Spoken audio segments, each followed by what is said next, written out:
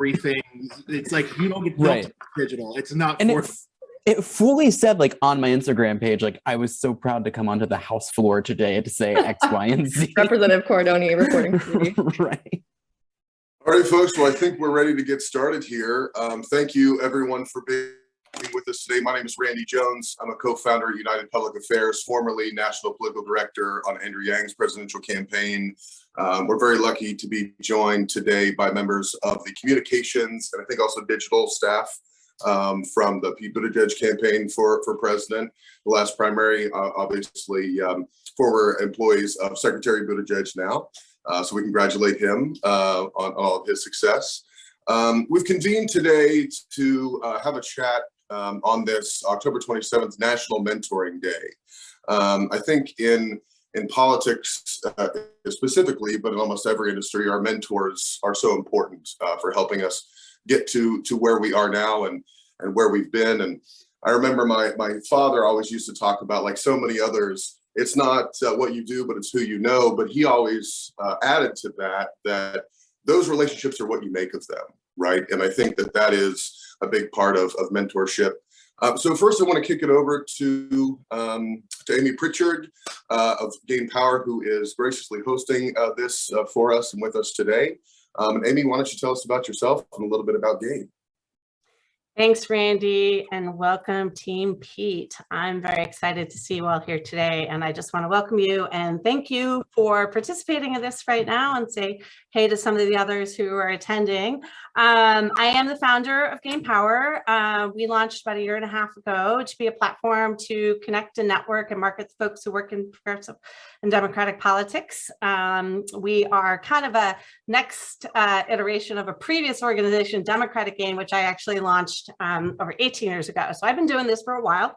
I won't bore you all of the others with the gory background, except to say, and the relevant part for today, is it really is to connect people and to provide a space to support folks who work in progressive politics, particularly young folks, particularly new folks, whatever their age may be, who really want to come into this space, because I do think it's an amazing opportunity to work on all sorts of campaigns, but it also can be a difficult space, a challenging space to break in.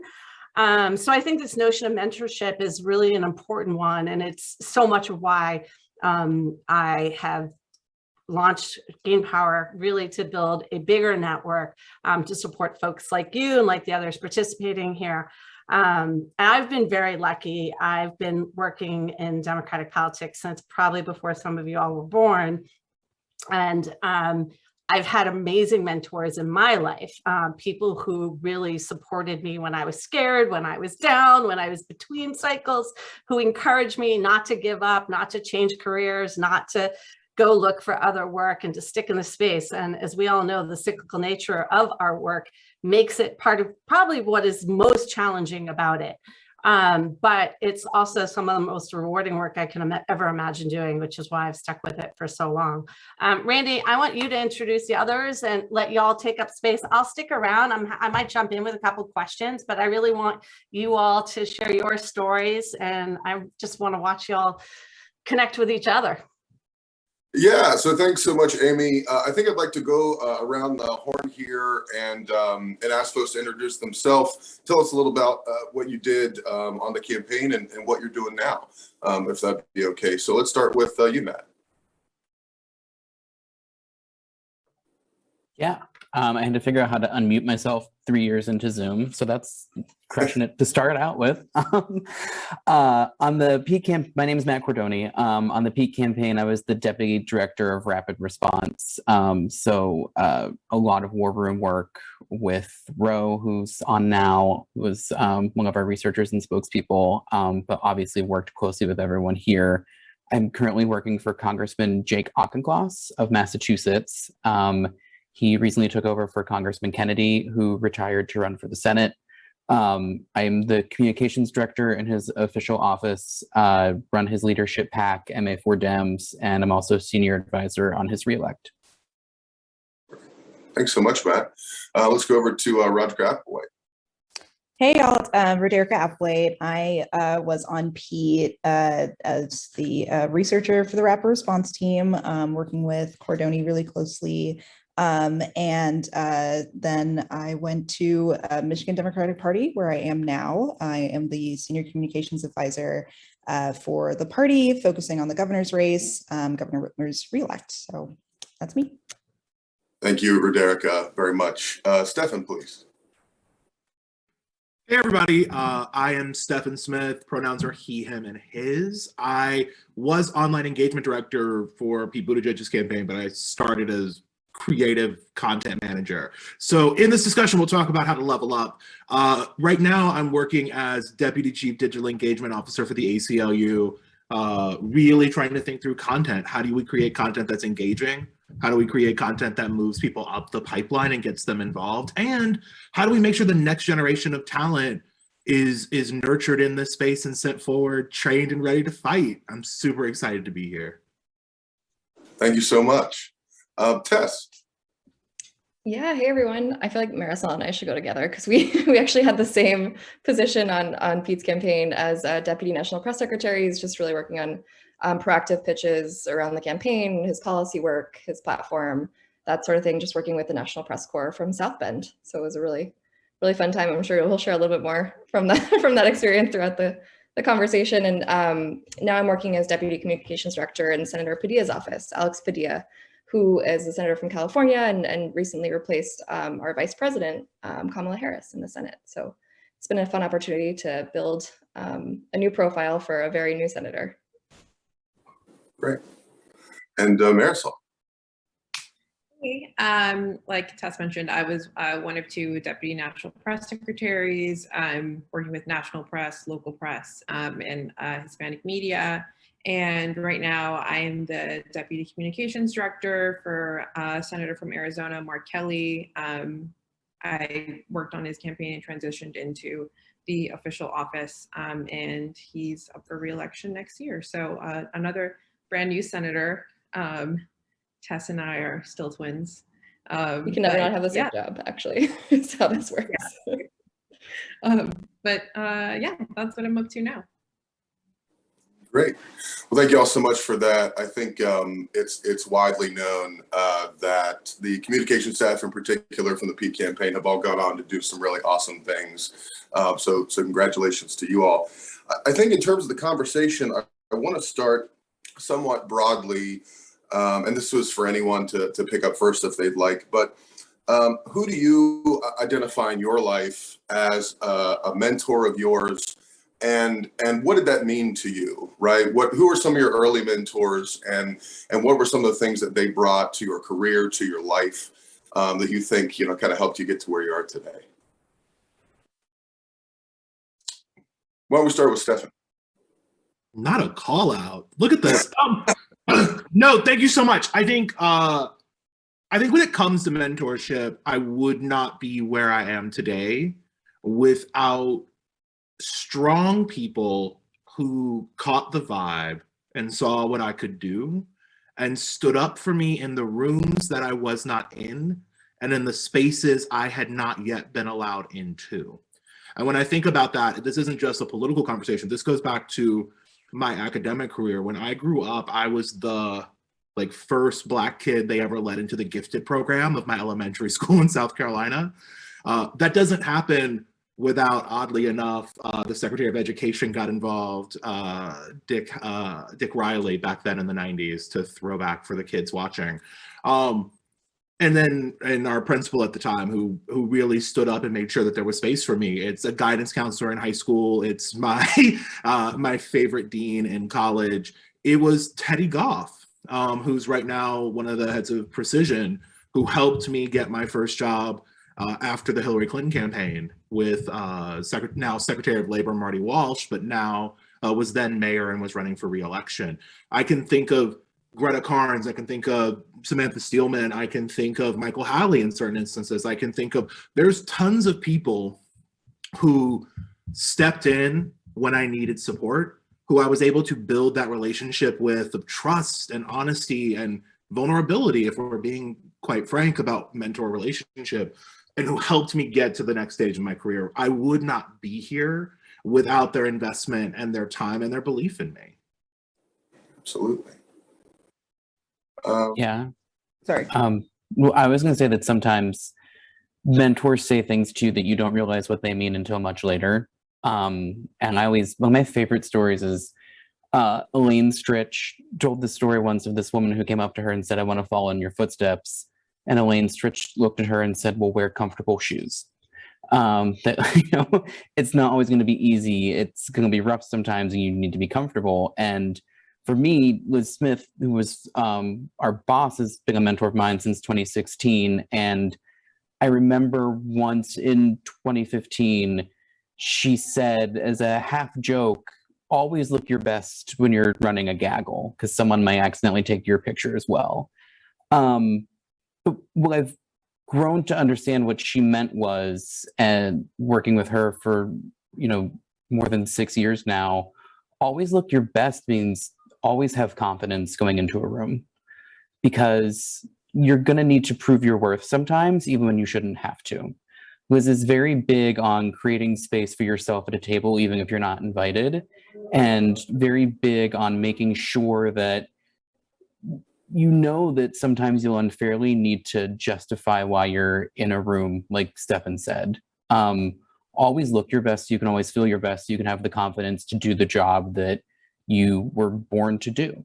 And I think having a mentor who subtly guides you on that path to make you your best self, to make you feel good about yourself, is something that you should be looking for, because a lot of times, your attitude and your headspace is over 90% of it. Matt, I've never heard anyone in my life call Liz Smith subtle. They were like, "Oh, subtle." Like, I just want to point that out. Like, yeah. We're gonna get the fact checkers. Yeah, I just want to call it out. Less direct than normal is how I would recategorize it. Yeah, just to kind of piggyback what Stefan was saying. I grew up in the South as well, and in Georgia, and I just didn't know that the political industry was a thing. I thought people voted every 4 years, and then you kind of go back to your life until the next cycle. And so being able to go to GW and like have the experience, and like know what actually happens in the nation's capital. My first intern boss at Truman National Security Project, Mike Nashella, is the first person to kind of demystify that process for me. And he taught me the most important lesson, which is just no one knows what they're doing. So it's something that I always remind myself, like when I have imposter syndrome, which is still definitely a thing for me. And I know definitely still a thing for women of color in this space. So that's always kind of the main piece of advice that I carry, and hope that I try to share it as much as possible.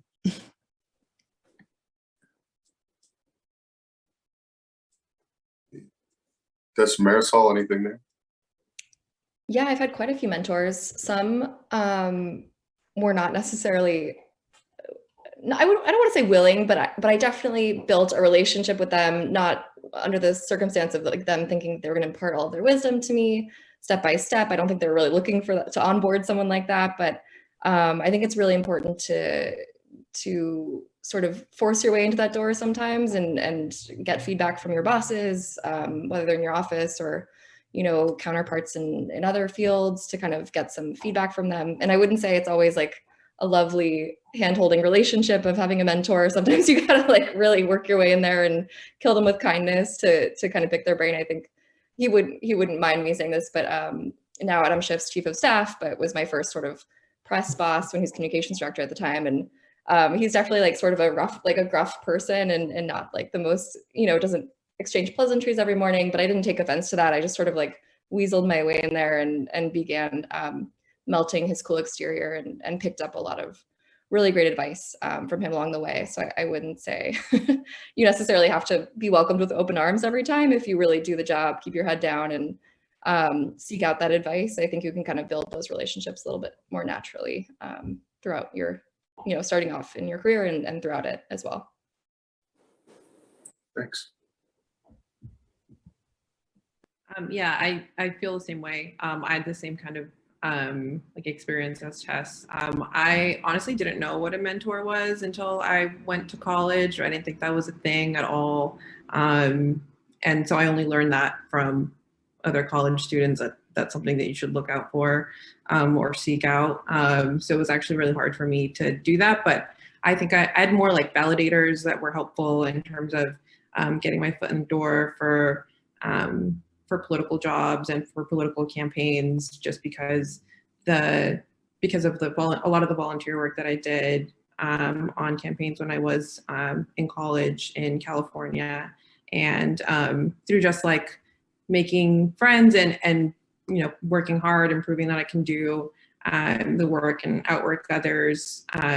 You know, was able to get have references for other jobs, and that is how I was able to really start my career in politics. But yeah, I really didn't know that mentorship was a thing. So I don't know if that's just because I didn't have people around me who had mentors. So I don't know if other folks feel the same way, but I didn't really. 100%. Like, I just didn't grow up in an environment where that was explained or where that was necessary. My family didn't come from a background where that's how you got jobs or that's how that place, like, that just wasn't a thing for us. I think as I got older, what I realized is like there are certain parts of this industry that if you are not white or come from a certain class or a certain background, if there's not a certain familiarity with this, and there are barriers to that knowledge, and I think we should acknowledge that and speak that openly. If you don't have someone to help you navigate those barriers, you're not going to get to the quote unquote hidden knowledge you need to succeed. So much of politics, I think it's 60 to 65% of jobs in politics are unlisted. You have to know someone, you have to be already on the inside, and that's a significant barrier to women, to people of color, and especially people from the LGBTQ community. So I think like what Marisol's saying hits me really hard, just because there was such a learning curve, and I hope no one watching this doesn't feel like they have access to the resources or the knowledge. I hope we can be useful here in helping break down some of the mystique.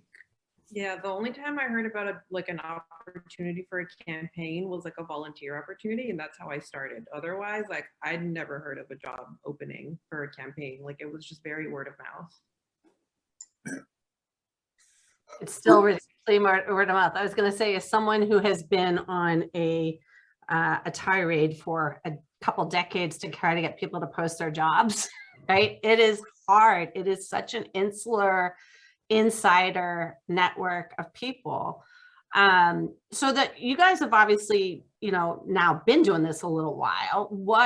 But we're all doing it in this unprecedented pandemic, which I think adds layers to this that make it even more complicated for obvious reasons.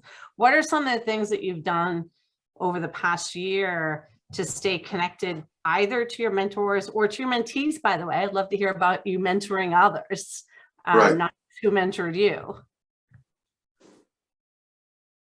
I had a 90-minute call with my mentee yesterday because he's thinking about careers and he's thinking about next steps, and he needed someone with experience to be able to, all right, is this a good move? Is this not a good move, etc.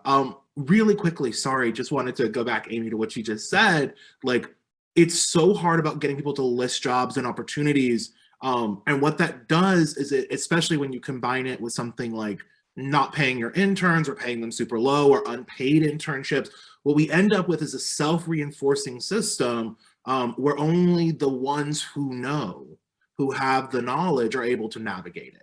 I think what I'm trying to do with my mentees, I have 6 of them. Every job I've gone to, I've tried to lift everyone up, and there are some people, whether it's Nick Cornato from the Team Pete campaign or Emily Williams, who's now at Precision, all my mentees have jobs and are very well placed. And so I think I'm bragging on them, they're great. And so I love them to death. They're so great. What they do for me is they give me, I don't know, you don't know something until you've had to teach it, right? You don't know something until you've had to explain it to someone. And so they're constantly forcing me to reevaluate what I believe in. They're pushing me to think about the possibilities of digital because they're younger than me and they're, You know, some of them are Gen Z, and I don't know if y'all caught this, I'm not Gen Z. I do not have a middle part. I will keep my skinny jeans until the day they cut them off my body. But working with these Gen Zers who are coming into this field right now, making sure that their path is smooth, letting them know what is a normal and not normal work environment, so that they know not to take abuse and not to take discrimination or bad working conditions as the norm, and certainly not to perpetuate those onto other people. I think for me, mentorship and my mentees has changed dramatically my relationship with the people who now work under me. I think I'm a much more empathetic boss, and it changes my relationship with the people above me because I'm looking actively now for who would support me the way that I support my mentees. Yeah, I have a pretty informal, I wouldn't say I have any like formal mentees. I just have a really open door process for anyone that I've ever worked with to hit me up at any time for any reason, or suggest people that, like, if they don't have advice, to like refer them to me. I just spoke to someone about how to negotiate for their first entry level position about a week ago, who I hadn't, who's like a volunteer on a race I worked on 3 years ago. It's just like, that's just kind of how I work. And I'm one of the people in DC that actually means it. If you can actually call me for drinks or coffee anytime, I will show up.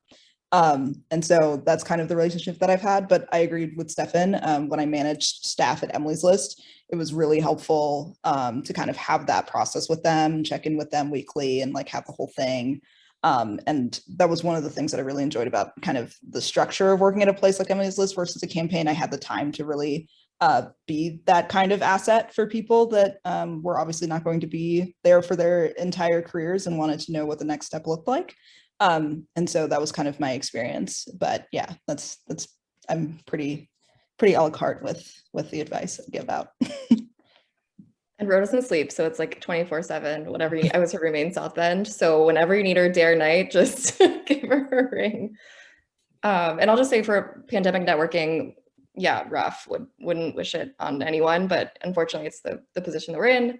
I got really good advice, and I don't remember who to attribute this to early on in my career, but never leave a coffee or a conversation, like a networking conversation, without another person to talk to in the field. Like, I think that's just evergreen advice. So you continue to meet people and grow your network, because as we mentioned, unfortunately, a lot of these things are word of mouth, and you get an early preview into what jobs are coming online. So, and the other thing to keep in the back of your head is if there's any sort of fear or embarrassment in reaching out in a cold email or a cold call, please remove that from your brain. You know, especially in the political field, we've all been in that position, and we've all been hustling and all been trying to find the next thing. And I would say 9 times out of 10, probably higher people are more than willing to have that conversation and initiate that conversation, and at least for one call or coffee. So just, I know it's a grind, but continue to reach out and always get that extra contact from someone to keep your search going and your networking going. And I think also just remembering that we're all in the same situation. Don't be afraid to ask what someone's comfort level is. They're not going to just totally say no. I have a mentee where we met for coffee outside and did like a little outdoor walk. I have someone else who was just like, can we hop on the phone? Don't be afraid to give options and just acknowledge the pandemic situation we're in and see what folks' comfort level is. You can make something work, just don't be afraid to ask. Yeah.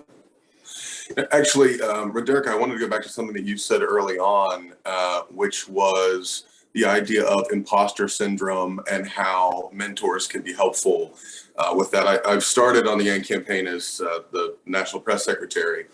I remember after the first spin room, I got outside, started breathing kind of heavily, and called my first boss in politics and said, I cannot believe I just did that. I cannot believe I was in that room. And he called me down and reminded me that I deserve to be there, that, that we all, in that room deserve to be there. And so I wanted to hear from the mentor and mentee side, that thing that I think a lot of us have in politics. How have you leveraged those relationships to help you feel more secure in your work? Yeah, well, I mean, everyone else that I'm on this panel with knows that I reach out to them for advice all the time. Especially this year, this is my first like purely communications job. I was a researcher before this for 5 years. So I definitely had a lot of like, you know, I want to switch into this because I had such a fun time working with these guys and doing comms work on Pete. How do I get there without basically starting all over and applying as a press assistant in places? Like I have a couch and furniture now, like I can't be doing all that. So I reached out to all of these guys. I remember Cordoni in particular, like he sat me down, I was like, bro, calm down. You can do this. You deserve to be here. Here's how this interview is going to go. Here's the kind of things they're looking for.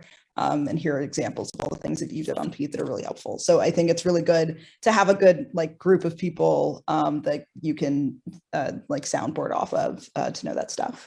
And so that's been really helpful for me. So these guys are very critical to the career that I have now. Yeah. And maybe off of that to Stefan, you were talking about leveling up.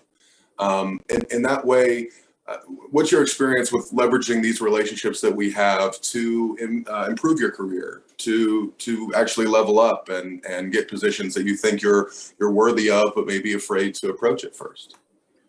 I want to start from the blank position of I'm not afraid of any position, and I don't believe in imposter syndrome. And the reason I don't is because I've been in too many rooms with too many idiots.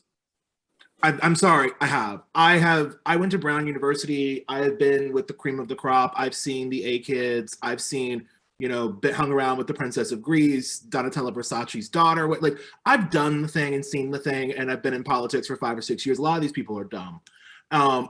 Or they don't work hard, or they got through luck or chance. Like, me walking in the room, I belong in any room I walk into, and anybody within the sound of my voice, Roderica, anyone within the sound of my voice should believe the same thing.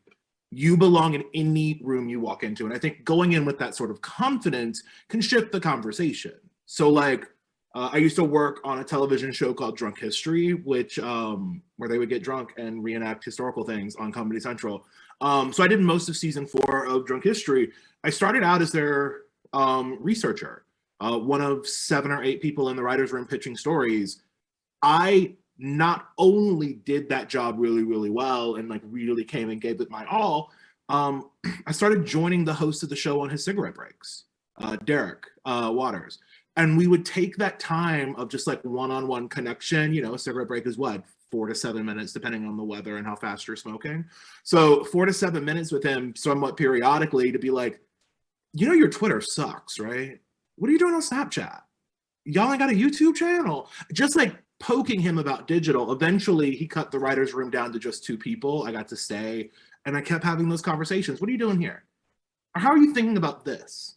Oh, they want you to make a Drunk History board game. Ooh, girl. And having those conversations and walking through with him. So when we finally stopped and the writing process was over and the writers were all sent home, me and the other woman, I was like super despondent. I was like, oh my God, I spent all this time with him and I really hoped he would keep me on and I get to go on set. And I was just like almost like hurt. And then a couple of weeks later, I get a call from Melissa, the line producer, like, did you tell Derek Waters that his Snapchat and his Instagram game sucked? I was like, yeah. She's like, all right, he wants you on set. And then she offered me a job as on-set digital to help collect content. I got to work with these celebrities. I got to work. There's tons of ways to get in the door. I think Tess did a really good way of being intentional and being really smart and knowing you wanted that mentor relationship, et cetera. My strategy has been one of just supreme confidence and competence and seeing who responds to that vibe, who responds to that energy, who's not threatened by that energy, who just gets what I'm putting down. And then it tends to work out. And then I have to nurture and sort of cultivate those relationships. Absolutely. I had to laugh because I think I said literally to Ro at one point that like the thing about being in the room with idiots, I was probably less diplomatic. But I can't stress throughout your career how many times you'll walk into a space where someone will just confidently be wrong. All the way wrong. Yes, wrong. Just confidently, like, not even like on the same ballpark.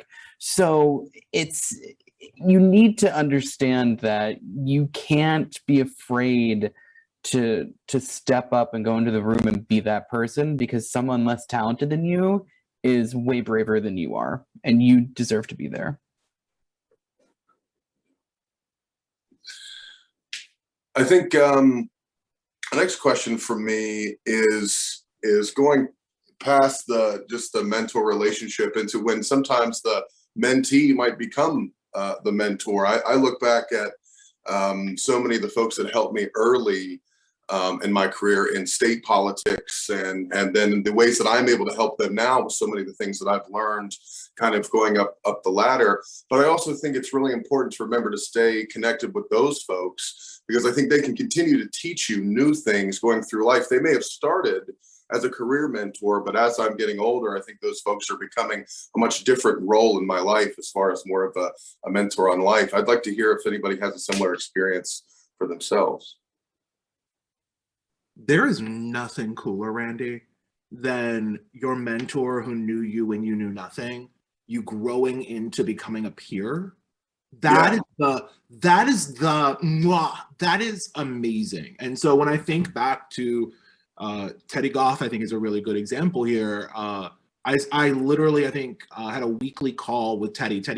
Precision was consulting on Secretary Walsh's mayoral race in 2017. Interviewed me for the job of like sort of digital director on the ground. So I had a weekly call with Teddy where we're sort of aligning. I think on call 2, I said, okay, I've decided you're going to be my mentor, just FYI. And he's like, what? I was like, oh yeah, it's already decided. Yeah, this goes back to the overconfidence thing. Just like believe it. I was like, you're my mentor now. And so for a year, it was me talking to him every week and through this work thing.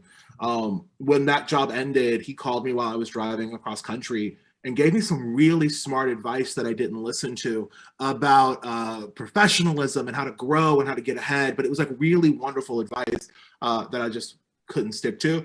And he's been with me as I went through all of these jobs. And now I'm, I don't know, number 2 digital person at the ACLU.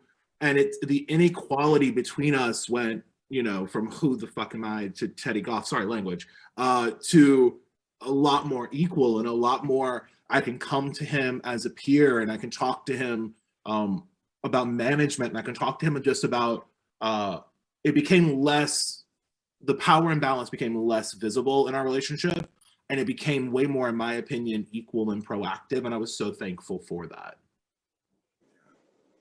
Yeah, and I think, you know, that's powerful in that you went in and sought out the mentor, right? But I think sometimes... Well, I specifically told Teddy, I was like, Teddy, it's you.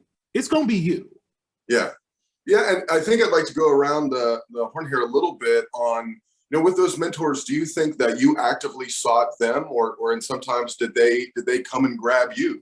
And then as a mentor yourself, I mean, do you sometimes identify folks that you want to take into kind of your circle and develop, or how does that process work for you? Let's start with Matt. Yeah, I think the best one I have an example of is in grad school. Dottie Lynch was the director of our graduate program at American University. She's also was the first woman to be a pollster on a national campaign. And she started the graduate program at AU in political communications because she was very concerned about the next generation of political communications professionals. And she is someone who I did not pick. She picked me. And I will always remember one time she called me tenacious. And I had never been more proud to be described as something in my life because Dottie thought I was tenacious. And the reason I bring her up is because she unfortunately passed away before we graduated. She developed a very aggressive form of cancer. We were still in school. So she didn't get to see my career, but I think about her every day and I know that she'd be one of the most proud of it. But something that she always instilled in us, because she could have, you know, retired or gone to a consulting firm and make $1 billion. And instead she was at American University trying to connect us with her friends who are still working. And so the thing that she instilled in us was you have this obligation to give back and you have this obligation to train the next generation of your field. And so I didn't pick her, and because I didn't pick her and I tried to make her proud and live by her example, I pick other people. And I have a very, very hard and fast rule for myself that I stay in contact with all my press assistants. Anyone who's ever worked under me, one's in Harvard Law School now, one is now a communications director on the Hill. The one that I'm working with now, Hannah, is learning some policy stuff as well, which I'm very, proud and encouraging of that. And so I think the things you learn from the ones that don't pick you are how to be a good mentor in return for the ones that you pick. Yeah, I mentioned I fully picked my mentor, but I don't think I knew to call them that at the time. I think I was just like, I'm seeking someone constantly for advice and feedback about work things. And that's sort of how it developed with the relationship, that we still, text frequently and catch up often about work there. But I will say one of the best pieces of advice I got there, and I think the only reason it stuck, right? I think you can engage people a lot, but it doesn't mean they're going to reciprocate. But I think why it stuck is because you are, as Stefan mentioned about drunk history, you're doing a good job. At the same time, you're doing every job, no matter how small, no matter how big. You're always hustling. You're always like a solid person they can rely on. I think a lot of people that I want to mentor and seek out to mentor are people that I also respect their work and their work product. I'm not going to mentor someone who's, all the way a mess. Like I got to see some glimmer of work ethic there and some potential. So I think you gotta like also put in the work at the same time that you're seeking these folks out for guidance throughout your career.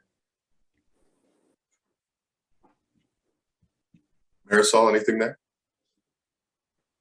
I also had someone who is a mentor. I didn't know to call him that at the time, but who sought me out from like the first time we like had a conversation just about, my interest in politics and my first time doing like consulting work for a congressional race. And I was like fresh out of college and I was just doing it for like side money.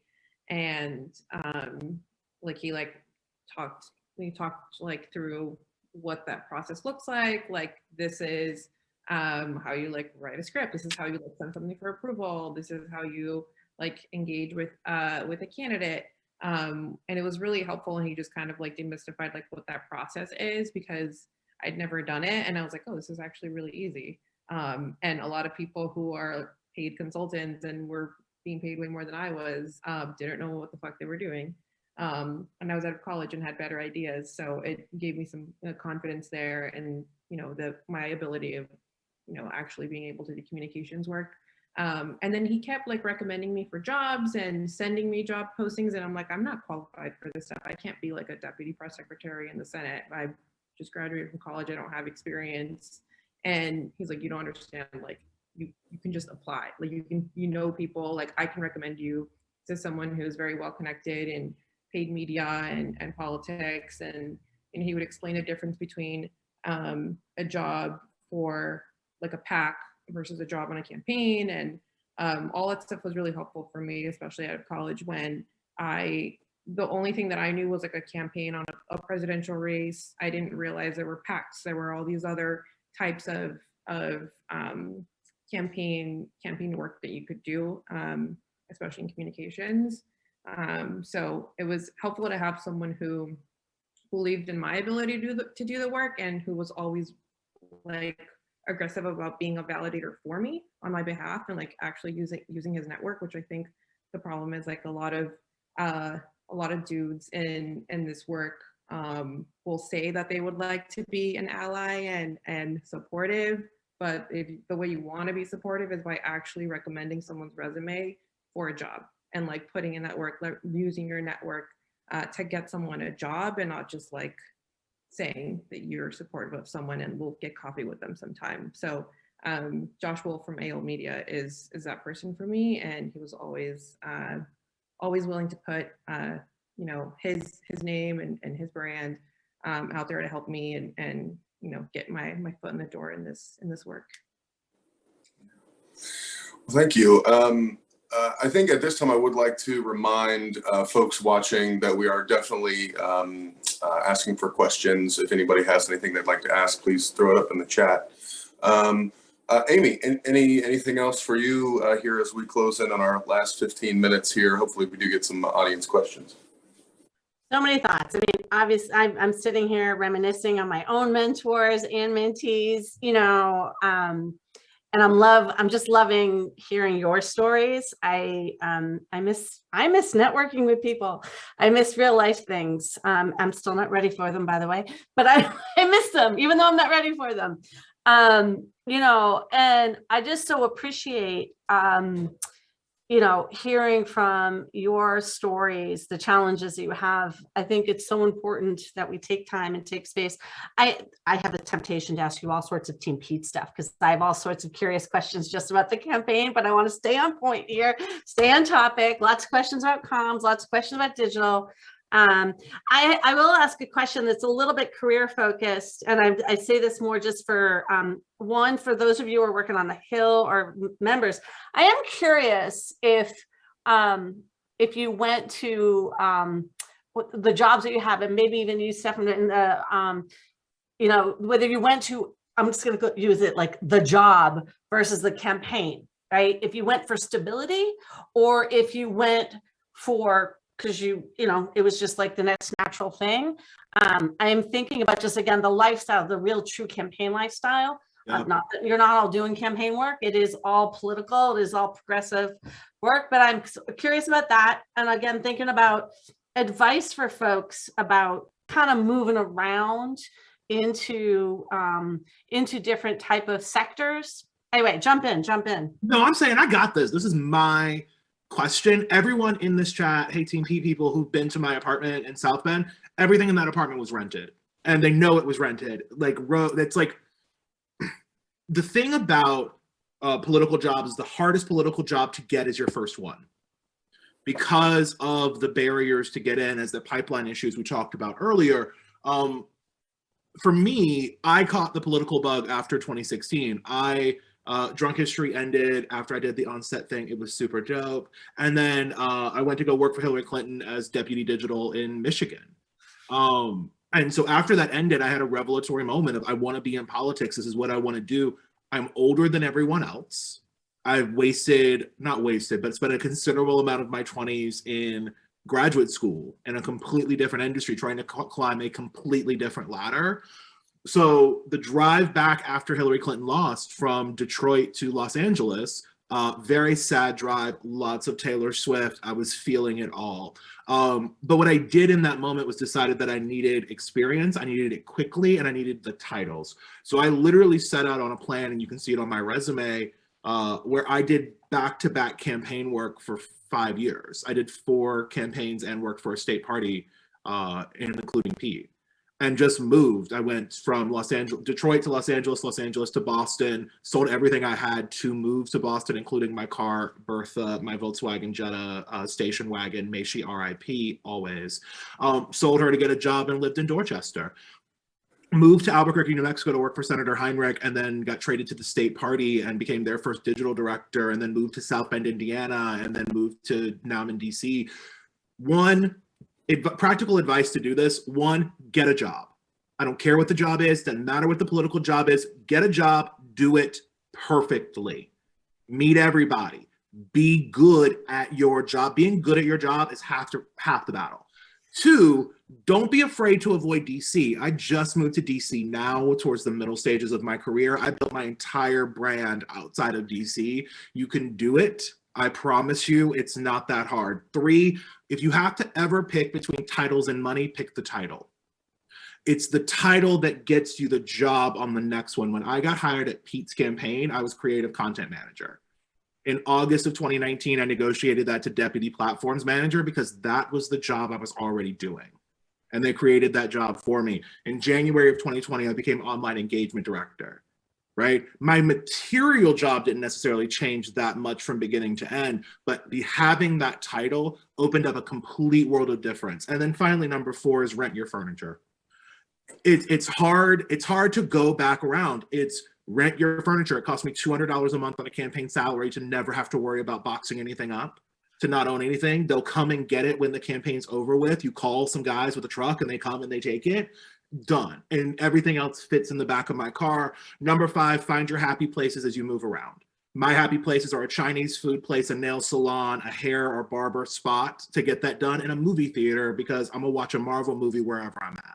Figure out how to create home so that as you jump around, it doesn't feel so disjointed.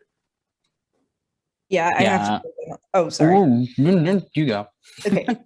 Yeah, since I have like a bit of an ad hoc mentorship type of behavior, I've had a lot of calls with people this year that are like, yeah, like I know 22 cycle is exciting, but I just really want to be in DC. And it's like, listen, just work on a goddamn race. Like there's so much, especially if you're fresh out of college, like just do it. Like it doesn't, I mean, as someone that's worked on some real scrappy races, it does not have to be a prestige thing. It's just to get the experience of what that's like.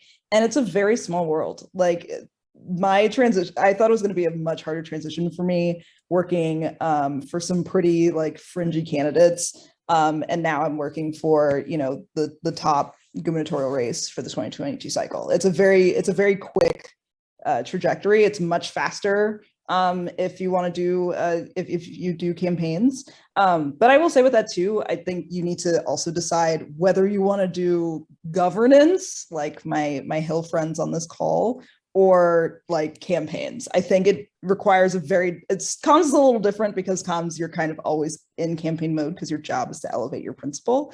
But I think there's usually a huge difference between the people that are really good on the Hill. Like I never even did a Hill internship. I knew that was not for me. And then people that have done kind of campaign advocacy type work.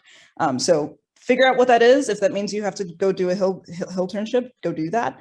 But honestly, just work on a race. There's going to be a lot of exciting races coming up for the cycle. A lot of things are starting to hire now, and everyone's going to be staffing up right now between now and March. So just get out there. I know, and I get it. I've been 22 and felt like I was really entrenched in my current life, and how could I pick up and go somewhere else? Just do it. It's not, you don't have that much going on. Go work on a race. You won't regret it. I can't count like the number of people who are picky about the first job they want to have in politics. I'm like, really? Like I started off as a volunteer. Like, you can do it. Campaigns are like startups. You can figure out like you can chart your own path.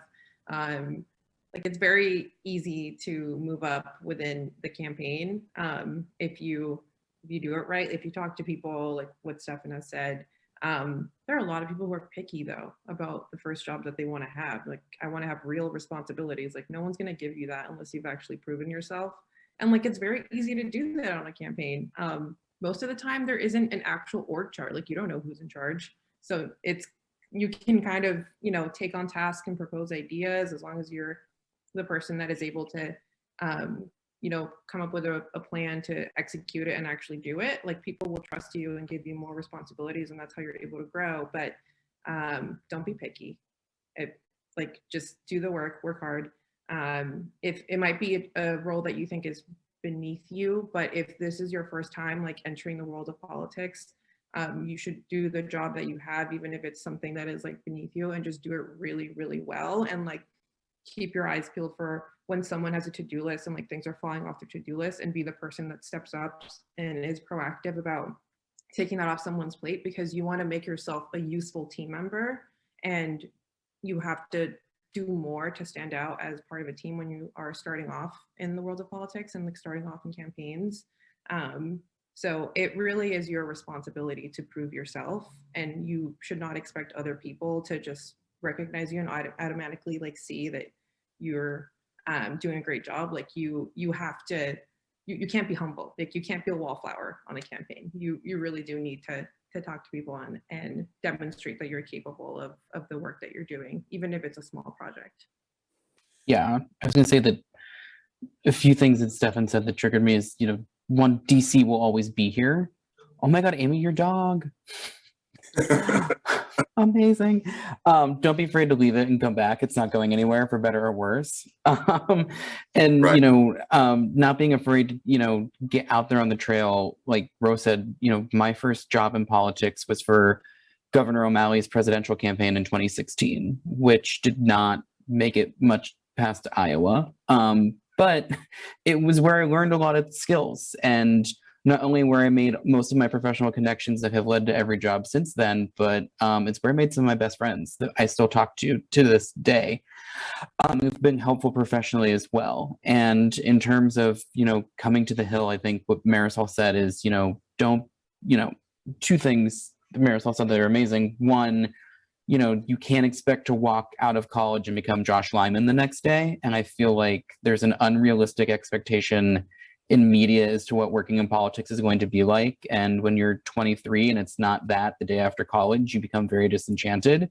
But, it's the people who come in early and stay late and aren't afraid to get their battle scars by going out to Iowa and transcribing and doing the stuff that might not seem glamorous but is important. The ones who stick it out through that are the ones who stick around for a while. And the other thing is not just position and location, but love who you're working for. It's not great hours, and you don't make enough money to, be in this unless you're passionate about it. In terms of coming to the Hills for stability, I don't want to speak for Marisol or Tess, but I know this is true for me, and I'm very confident it's true for them as well. I came here because I love my boss. I think he's a really cool, dynamic person. I think he's part of the bench of the Democratic Party. I think he has a great story to tell, and he needed someone good to tell it. And I know not you here on the mentor call flacking. But I know Marisol and Tess feel the same way about their bosses, and I think that sometimes can be a big motivator to come to the Hill and leave the campaign trail is who you're working for. Yeah, well, I'm gonna stop us there just for a second because I am gonna move on to some of these questions. We have about 5 minutes left, and I want to be respectful of everybody's time. Sorry, Tess, to cut you off there a little bit. So we're just gonna go through these, and I definitely would like more than one person to try to answer. We'll try to do it quickly. First one I'm gonna go to is a question from I think Lee Walzer, who asks, "Can you get into this field when you're older or looking for a second or third or fourth career?" I have some feelings about that. Some of my best mentors and coworkers in the space have come to this job or this career much later in life. Matt, somebody? I'll let Tess go on that one. Yeah. I mean, I think the campaign advice is evergreen. I sort of beelined it to DC and straight to the Hill, but I went out on a campaign a couple cycles after that. So I sort of did the reverse from what a couple of folks on this call did, is packed up my stuff and moved after building a little bit of a career start here, which was scary, but it made me a much better communicator on the campaign. It's a lot more fun. It's a lot more fast and loose, a lot less process, a lot more flacking, and a lot more oppo research to pitch on the road. So than you can from the official side, which is more austere, more senatorial, more elevated. So I think although it wasn't necessarily a second career, it's just that the campaign is always available to you. And I think that's a really great way to kind of get back into the mix. As we said, it's good for starting out, and it's good for a second crack at things. I just want to jump in and also say, if you're significantly older, digital is becoming less centralized, more distributed. There's more ways for you to get involved, regardless of your age, as long as you're willing to jump in and do the work. So I think, and I would go through the same door Tess is saying, which is campaigns. Fantastic. We'll try to get one more in here. Randy, ask the "what's it like to be hated" question. Sorry, whatever that was. Oh yeah, that's what I was getting to here somewhere. Basically, it's how do you deal with someone disparaging you in the industry? What's the question? How do you react to that? What is your recourse? And how do you remain professional in that moment? I think that's a great question. Have a good group chat. A good group chat will save you some bad moments on Twitter. Yeah. Embrace the the rat serious- emojis. I think the serious answer, if I'm gonna be serious, right? Well, hold on, wait. If I'm gonna be serious here, and really think about, I've had people hate me on after I've left every job I've been on. There's always been one or two people who see the confidence that I come in with as a threat. There are people who are racist, and I've written about that on my Substack, who see like large Black men who are aggressive or whatever, quote unquote, and sort of talk bad about you. The way to win is to succeed. The best way to shut up someone who's disparaging you is to prove them wrong with the work. There are a lot of people very early in my career who doubted me, and made their doubts very, very public. And now they're forced to follow me on Twitter because of my influence in the democratic ecosystem. I think nothing wins like success. Nothing shows people up like showing you can do the work and doing exemplary work, and the haters can choke on it. Yeah, something not so subtle. Sorry. Liz Smith. Oh yeah, this is a not subtle Liz Smithism. Is revenge is a dish best served cold. So, the best way to deal with it is to stick around and become more successful. Fantastic. Well, I just want to say thank you so much, everyone, for joining us today. I think we're at time. Eric Sanchez has joined us here at the very end, who convened the panel. I know that he wants to take us out. So, Eric, I'll leave it to you, and we'll say bye to everyone. And thank you again. It's been a pleasure. Thank you, Randy. And I was only being fashionably late, but I just want to say to the folks that were able to join the panel, like all of you, when Randy and I worked on the 2020 cycle, we did so looking to you all to be the spearhead of what we'd be able to be capable of doing. Randy and I started a firm last year based off of basically the same hustle that you all put together. And, we stand on the shoulders of giants, and those giants are you all. And we're just happy and pleased that you all set such a great example for our industry in terms of the right way to do the work that we do. And I'm just elated. I hope that we get to see each other soon. And thank you all again for your time. And, I hope that we connect. And at some point, I hope we get to be colleagues. So thank you. Thanks, everyone. I want to just thank you all for being here too. And just a couple quick things. One, a couple amazing nuggets. Drop in, by the way, Stephanie, your Substack. I want to subscribe. And I'm assuming others want to too, by the way. Thank you, Eric and Randy, for organizing too. And finally, just as a quick FYI, a couple of things we haven't announced yet, but we're doing a big conference in December. We're actually doing a series of events, largely targeting the folks coming off 21, but really for anybody interested in engaging in 2022. We'll be doing a lot more panels. Any of you are interested in coming back, I bet other folks would love to see you. If you have some of your own ideas of different topics, love to hear them. So stay tuned for that. It'll be in December. And just again, thank you for being here. Lots going on. One other final just announcement. We're launching next week, and I think you all appreciate this too, a new series where we're going to do essentially live informational interviews. So we've got a lot of folks posting jobs, and we've decided that we're going to interview the employers. We're going to act like we're the job seekers. Isn't that a fun idea? And, really it'll be an opportunity for us to ask some of the questions that maybe job seekers, back to this whole imposter syndrome or just fears, will be afraid to, might be afraid to ask some of the tough questions. So stay tuned on that as well. Anyway, those are my quick announcements, but again, much gratitude and thank you. Love meeting you as meeting goes these days, and look forward to seeing your amazing work in the years to come. Thanks for doing what you do. And thanks for being so awesome. The first one of these that I've done, it wasn't so scary, and you guys were great. So it was a great experience. You did great. Right? Like Randy, you're a mentor here. You did great. Oh, thanks. Oh, thanks. You're too much. You're too kind. Everybody have a wonderful evening. Thank you again. Thank you. Thank you. Thanks, participants too. And I'm going to end this for us all.